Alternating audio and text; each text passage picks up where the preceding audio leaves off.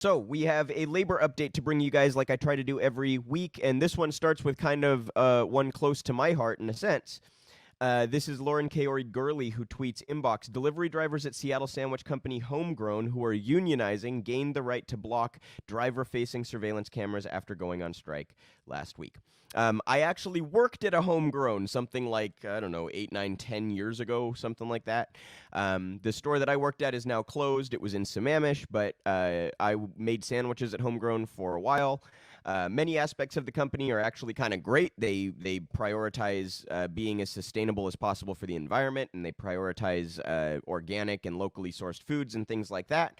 But they were apparently mistreating their delivery drivers as the business grew, and these drivers pushed back. And this was essentially cameras being put in their delivery vans, and the unionized drivers or unionizing, drivers pushed back and won a ruling that said they can basically cover those cameras and not be surveyed by their employers. So wonderful win there. Great to see that kind of happening in my neck of the woods.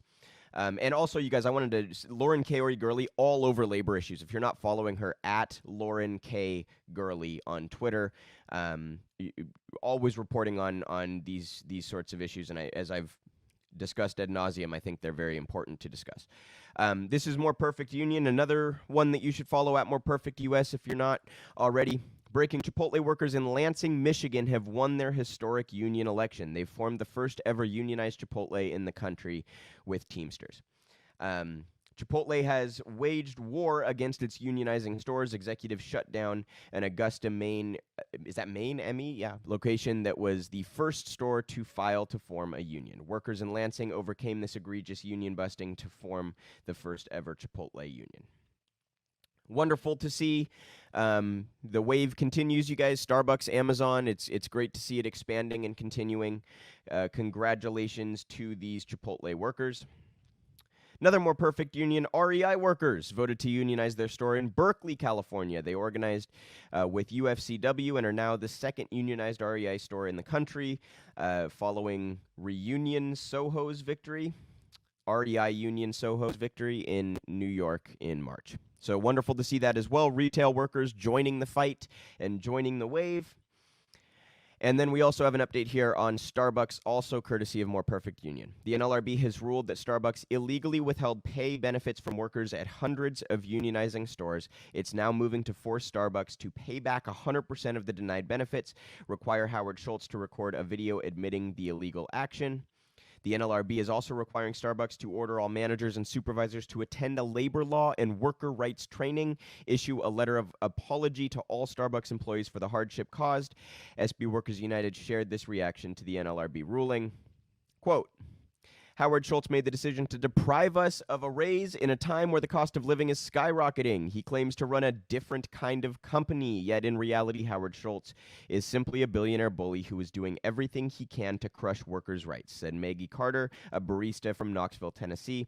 This NLRB decision is historic. I look forward to the day Howard Schultz must apologize to us for violating our rights and provide the benefits he so callously denied us. Starbucks spent months telling workers that they wouldn't get pay raises and benefits if they unionized. The goal was clear: scare them out of organizing. SB Workers United waived the right to negotiate over the raise. Waived the right to negotiate over the raise. Now the NLRB says Starbucks is obligated to pay up. Update: the NLRB issued its complaint against Starbucks in Region 19. NLRB General Counsel Jennifer Abruzzo will prosecute Starbucks for illegally withholding pay raises. That's huge. This will be in court on October 25th. So, great to see the largely gutted NLRB pushing back here and continuing to push back against Starbucks' illegal union busting tactics.